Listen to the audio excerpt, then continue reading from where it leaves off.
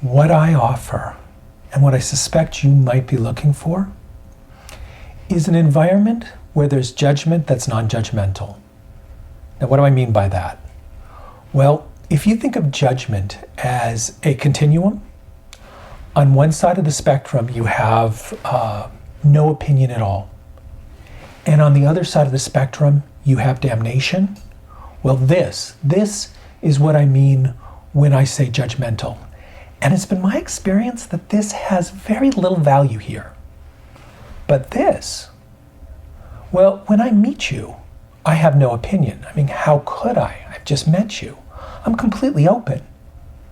Now, depending on how much distress you're in, I may move away from this quite quickly.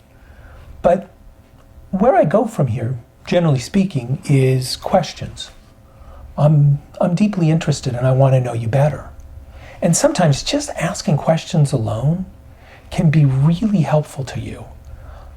I'm a fresh set of eyes, and we may look at your situation in a way that you haven't looked at it before. There might be some unexamined assumptions that in the light of day make no sense at all. From here, we generally move to what I would say is the middle of that continuum, that spectrum of judgment, and we'll call this discernment or good judgment. This, for me at least, this comes from my personal and my professional experiences.